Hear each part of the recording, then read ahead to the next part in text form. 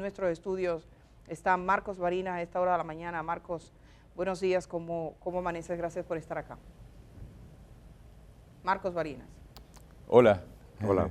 Un placer estar aquí con la pena de la situación en San Cristóbal, que me llega muy cerca, pues. Tú eres de esa zona, ¿no? Sí. Los Barinas son de ahí. Y los Uribe también. Y los Uribe. Sí. Yo he conversado, entrevisté una vez a una señora Barina, muy longevos además. Ah. Sí, tenía 103 años, eso creo que murió de esa edad. Debo decir, mira, me está mandando un amigo sobre un primo suyo, Mario Serrano, tiene un primo, 2 de sus hijas fueron impactadas por la explosión, mientras pasaban por el lugar estaban comprando útiles escolares. Stacy y Laura María Pinales, la primera murió, cumplió 15 años de edad el 11 de agosto. Y Laura recibe atención en el hospital Ney Arias Zulora y se recupera, aunque no hay muchos detalles de su estado, es importante también que se ofrezca la información a los parientes. Estas 2 jovencitas, qué pena, ellos son, a las 2 de la tarde de hoy será sepultada Stacy en Semana Santa de Yaguate. Es una tragedia real para muchas familias. Marcos, se repite la historia, el manejo del gas licuado, de petróleo, las empresas de plástico, todo eso es una bomba en nuestro país. Tú has hablado mucho de esto, de la prevención. Sí, claro, yo en este mismo escenario he venido como 3 veces, ya en unos intervalos casi de 2 años. Primero cuando explotó la estación de expendio de gas en Los Ríos, después cuando ocurrió lo mismo en Poliplas, y también en Licey al Medio. Fueron 3 eventos, pero son 3 eventos que fueron muy publicitados, pero hay muchos otros eventos en los que han habido heridos, aunque no de la dimensión de estos 3 últimos que mencioné, y hay que añadir ahora, desafortunadamente, le ha tocado a mi pueblo la situación ahora de San Cristóbal. O sea, todos en intervalos de 2 años. De y manera estás recordándonos algo, sí, el caso de Los Ríos, yo recuerdo, y esas víctimas, una estación de combustible. Sí. Marcos Barinas es urbanista y ha repetido mucho el tema de la planificación urbana. De hecho, nosotros estamos en pleno crecimiento, cada día vemos más construcciones. Marcos, ¿oíste eso? Se resistían, sencillamente. Dice, es la información más socorrida, ¿qué te parece? Sí, bueno, ahí se evidencian muchas cosas, aunque habría que esperar que ya haya una investigación clara de lo que ocurrió allí. Si era una fábrica que estaba operando, definitivamente iría en contra de cualquier sentido común en términos de planeamiento urbano. No necesariamente tiene que estar en una normativa para tú asumir que una fábrica de plástico no puede estar en un entorno urbano. Pero existen otros instrumentos legales que impiden que no solamente una fábrica, sino cualquier otro tipo de comercio tenga tanques donde colecte ya sea combustible o gas. La ley de hidrocarburos, por ejemplo, establece unas distancias muy precisas que deben de tener estos contenedores, ya sea de gas o de combustibles, de ciertas instituciones como escuelas, iglesias y áreas pobladas. Y ya existe un nuevo instrumento que es la Ley de Ordenamiento Territorial, que es la Ley 368-22, que establece de manera muy clara y precisa que ciertas industrias, que hay 4 categorías de industrias en la Ley de Ordenamiento Territorial, no pueden estar en áreas pobladas, y se especifican las áreas pobladas, y de hecho la ley establece ya un procedimiento. Antes no existía ningún tipo de procedimiento, o sea, simplemente se mencionaba de que no podían estar por la ley de hidrocarburos, por ejemplo, o por el sentido común, pero ya la ley de ordenamiento territorial establece incluso el desalojo forzoso de estas industrias que estén en entornos poblados. Ahora, vamos a estar claros en una cosa es la ley que apenas se aprobó en diciembre después de mucha lucha, y todavía se está luchando para que se mantenga la ley, porque hay muchos enemigos de la ley, y otra cosa es el reglamento de la ley, que no se ha concluido, y este es el reglamento que establecería el proceso definitivo y preciso bajo el cual estas industrias nocivas, como está establecido en la ley, procedería a un desalojo forzoso de estas industrias nocivas y se le quitaría la categoría de uso de suelo industrial. Marcos, aparte de la ley, por supuesto, la ley de ordenamiento territorial, tú mencionabas específicamente esas explosiones que hubo, por ejemplo, en Los Ríos, también en Licey al Medio, lo que pasó en Poliplas. En esos momentos, en cada uno de esos momentos, ¿tú recuerdas que se haya tomado alguna medida dirigida a evitar este tipo de desastres, o qué tú recuerdas que se decidiera en esos momentos que nos pudiera servir ahora? Aparte, por supuesto, del avance que tuvimos con el tema de la ley. ¿Qué se hizo antes, o si se hizo algo antes que pudiera servir ahora todavía? Bueno, es evidente que muy poco se hizo si cada 2 años siguió ocurriendo hasta hoy. De manera que resulta que este tipo de cosas ocurren, pero nos olvidamos ya a los 2 meses que ocurrieron. Yo creo que uno de los temas más graves de este asunto es que nosotros hemos normalizado el riesgo. En República Dominicana tú andas en una avenida central del polígono central, te paras en un semáforo y al lado de ti hay un tanquero de combustible, hasta de gas natural, y tú estás en el semáforo con tu hijo atrás y un tanquero de combustible y lo vemos como que no está pasando nada porque hemos normalizado el riesgo. Y el riesgo no está solamente en las áreas industriales, que son las que establece, por ejemplo, la ley de ordenamiento territorial o la ley de hidrocarburos, que establece, son establecimientos precisos comerciales que tienen estos contenedores. Es que el riesgo lo tenemos en nuestros apartamentos. Ahora hay desarrollos de altísima densidad, sobre todo en la periferia de las ciudades, donde miles de unidades de apartamentos utilizan todavía bombonas de gas independientes, donde cada familia tiene una persona que se encarga de suplir esa bombona de gas. Sabrá Dios en qué condiciones, dónde se hace ese tanque, qué supervisión tiene de la válvula que cierra ese tanque, y estamos hablando de cientos de tanques uno del lado del otro en estos desarrollos residenciales que hay ahora. Eso es de altísimo riesgo y vivimos con eso todos los días y estamos esperando a que ocurra una desgracia peor que la que acabamos de ver. Y ya lo venimos anunciando y lo venimos diciendo hace ya 20 años. Usted va a La Fe, usted va a Villajuana, y en el perímetro de La Fe y Villajuana hay más de 20 estaciones de combustible y de gas en el mismo centro de la ciudad de Santo Domingo. O sea, no estamos hablando de que esta es una situación de un pequeño pueblo, de un lugar sin ningún tipo de supervisión. Estamos hablando de algo que ocurre en el patio de nuestras casas, de nuestras viviendas, de todos nosotros. Ingeniero, podemos tener un vecino en esas condiciones o nosotros mismos estar promoviendo y llevando a cabo estos niveles de riesgo. Marcos, usted decía que era peligroso que cada vecino tuviera su propio tanque de gas. Entonces, ¿es preferible ese tanque que se hace de uso, ¿cómo se llama?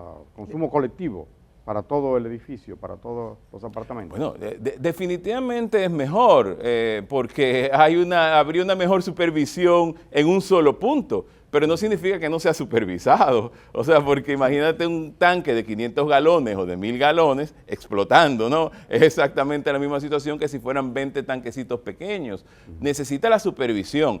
Y nosotros como ciudadanos tenemos que entender que por un lado están ya los estamentos legales que permiten ordenar el territorio. Por otro, el sentido común de las alcaldías y de los sistemas normativos de planeamiento urbano. Y por el otro lado estamos nosotros mismos. No podemos esperar a que venga un supervisor al edificio de nosotros a ver si el tanque de gas está bien o no. Nosotros tenemos, desde nuestras casas, empezar a entender que nuestras autoridades, el cuerpo de bomberos, no está en capacidad de supervisar cada uno de los comercios y los residenciales donde hay elementos de alto riesgo. Debemos ya de asociarnos, las juntas de vecinos, los vecinos de manera individual, para nosotros mismos protegernos, ¿no? No dependamos de que el Estado venga y revise aquello. Tenemos que tomar acciones porque si no, siempre vamos a vivir en esta angustia del riesgo y estar esperando que algo fatal ocurra en nuestro entorno. Bueno, la verdad que las imágenes que estamos mirando ya es lo que queda. Hay que recordar a la gente a esta hora de la mañana que anoche, como a la 1 de la mañana, dice el intendente del Cuerpo de Bomberos, han sido recuperados 3 cuerpos, al parecer un poco más esta mañana. No sabemos si se tratan de los mismos, cosa que estamos confirmando. Y sabemos también de la angustia de muchas personas buscando a sus seres queridos. Una cosa que se pone de manifiesto aquí, Marcos, es que la naturaleza de esta tragedia es distinta, por ejemplo, a un terremoto. En un terremoto se espera encontrar gente con vida. Muchas veces hay países que esperan los equipos especializados de México, por ejemplo, los topos, para que le ayude a buscar a personas, pero en un área donde se produce una humareda, un calor tan terrible, hasta ahora no hemos tenido la recuperación de nadie vivo, porque evidentemente las condiciones son caóticas. Eso es terrible para las familias, pero cada vez que pasan las horas, se sabe que, dada la naturaleza de esta explosión, dada la naturaleza de lo que ha sido tremendo. Y además es un radio poquito limitado, el de la búsqueda en este momento, sobre todo en ese gran centro, esa tienda, donde habían personas visitando que no se han podido cuantificar. El tema de la onda expansiva y de los daños ya podrán medirlo de forma adecuada posteriormente. Marcos, has dicho algo importante y es el tema de qué puede funcionar donde hay poblaciones, las industrias, las fábricas. Hablamos de eso con Poliplas, por ejemplo, lo de la fábrica de plástico. No tenemos claro la operación al parecer, pero todos indican y están señalando que ahí al menos había una fábrica que ya desde hace tiempo, hace años, que Guillén salió de la sindicatura, estaba prohibida, y ha dicho el ministro de Industria y Comercio que también esto estaba prohibido. Uno de los asuntos es que puede estar un negocio prohibido y seguir operando, a veces con el silencio cómplice del tema de la supervisión, los que supervisan. Ahora, háblale a los ayuntamientos, a los alcaldes y sobre todo a esos inspectores, a los inspectores que en San Cristóbal fueron una y otra vez a un edificio hace apenas unos meses, y ese edificio lo dejaron ahí, que lo estuvieran construyendo a pesar de la oposición de los vecinos, que se fueron a un tribunal y el edificio terminó derrumbándose. Entonces no es la primera vez. Eso es como una lección durísima para todo el mundo. ¿Qué le dirías tú, Marcos, en ese tema que es el tema no solo regulatorio, sino de supervisión? Mira, hay 2 puntos ahí. Por un lado, uno debe de tirarle la toalla a los ayuntamientos en República Dominicana, porque a pesar de tener las normativas y pues puedan existir ayuntamientos que tengan la intención de que se generen estos desalojos, ellos no están en la capacidad de desalojar a nadie, ¿no? O sea, es lo mismo que cuando nosotros nos roban en el frente de nuestras casas y después nos piden que tenemos que ir a un tribunal a señalar en su cara al ladrón, ese fue el que me robó a mí, y tú hacerlo de frente sabiendo el riesgo en el que tú te envuelves. O sea, hay un problema de procedimiento legal que no permite que estas acciones se tomen de manera inmediata, a pesar de estar poniendo en riesgo a muchísima gente. Por eso, en ese sentido hay que tirar la toalla. Pero por el otro, ojo, debo decir, San Cristóbal tiene muchos funcionarios con muy buenas intenciones, con todos los deseos de aportar a su pueblo, pero me consta, porque a mí se me han acercado, de que San Cristóbal no puede conseguir el dinero mínimo, 1 millón, 2 millones de pesos, para hacer un plan y hacer un levantamiento de uso de suelo, que es la cosa más elemental que debe de tener un ayuntamiento de su territorio, y no puede conseguir 2 millones de pesos, 3 millones de pesos, lo que sea, 10, 15, para precisamente establecer los elementos bajo los cuales usted puede determinar que ahí hay un negocio informal, que ahí hay una industria informal o que hay una industria formal generando un riesgo alto porque ya la ciudad arropó esa industria y por tanto tiene que ser movida. Da pena que no aparezca ese dinero cuando aparece el dinero para hacer un edificio de 500 millones de pesos de un parqueo para guardar carros. ¿Verdad? Entonces, hay que poner las cosas en su sitio. Sí, queremos inversiones, queremos el parque de carros, pero también queremos la planificación que permita que este tipo de tragedias que son más impactantes en términos económicos y en términos de la salud física y mental de los ciudadanos de San Cristóbal, se puedan hacer y que no deje de aparecer el dinero mínimo para generar los elementos que nos van a ayudar a normar la ciudad y a evitar este tipo de tragedias. Y si eso pasa en San Cristóbal, que es uno de los ayuntamientos más grandes del país, si no el tercero, el cuarto, imagínense lo que pasa en los 350 ayuntamientos si metemos los distritos municipales que hay en el país. Marcos Varina, contigo, nos vamos a la pausa. Estas imágenes son en vivo desde San Cristóbal. Gracias por estar aquí esta mañana, Marcos. Regresamos contigo para la parte final de este programa. Estamos en cobertura especial hoy, todos con San Cristóbal. Regresamos de una vez.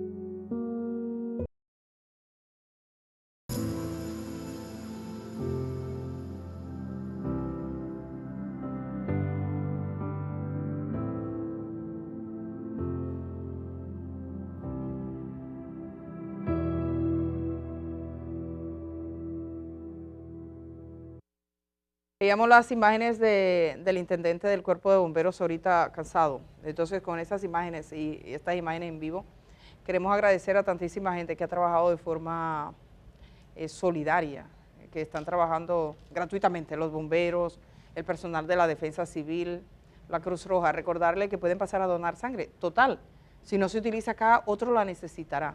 Siempre es bueno eso de donar sangre. Y a mí me llamó la atención, me conmovió. Porque en algunos países, cuando pasan estas tragedias, las filas para donar sangre son inmensas.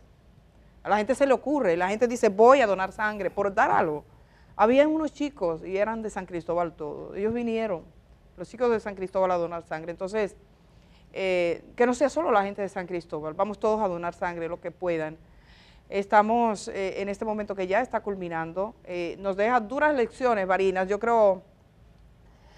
había dicho el intendente que todavía tenían un poco de humo, pero ya están en enfriamiento, no esperan que pase más. Esa infraestructura es de riesgo ahora.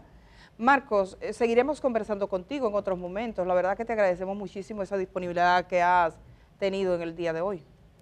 Bueno, yo espero que no sea dentro de 2 años, otra vez, que nos reunamos Ni aquí que sea con otra tragedia. Para darnos cuenta de otra tragedia y que esta tragedia nos dé más de cerca y nos dé de manera más terrible, porque nuestro país ahora construye más, densifica más, y todas nuestras normativas se refieren solamente al tema edificatorio y no al tema de cómo nosotros podemos mejorar nuestra calidad de vida. Tú sabes que vamos a conversar un día de esto contigo, porque yo he visto algunas casas, apartamentos en los últimos tiempos que están construyendo, y a mí me llama la atención, por ejemplo, que hay lugares donde están haciendo cocinas sin ventanas.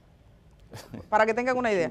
Cocina sin ventana. O sea, la gente cocina allí, todos los gases y todo, para respirarlo para la sala. Se ve muy lindo todo, todo se ve así, como si fuera una obra de arte. Pero cuando llega la hora de la verdad, usted sabe lo que usted está cocinando con este calor, cocina sin ventana. Eso es así. Es Marco, lo hemos conversado. Sí. Después vamos a hablar de todas estas construcciones, de este crecimiento que estamos mirando últimamente. Gracias a ti, Marcos Varinas, por estar esta mañana, un día que es no laborable. También tenemos que agradecer a todos los invitados de esta mañana que han estado aquí, por supuesto, al ingeniero Martínez, a Johnny Ramírez y al equipo que han estado viajando y que estarán allá y que estaremos ahí con las historias de la gente, y a todos ustedes. Germán Marte, Indira Suero y una servidora, Edith Febles, hemos estado esta mañana. Que tengan un día de descanso lo mejor posible y bueno, todos a seguir de alguna manera pendientes y siendo solidarios. Alguien me escribió lo solidario de toda una comunidad por las 2 chicas que le mencioné ahorita que habían fallecido, como toda la población ha ido a arropar a esa familia. Es hora de acompañarles. Hasta mañana, señores.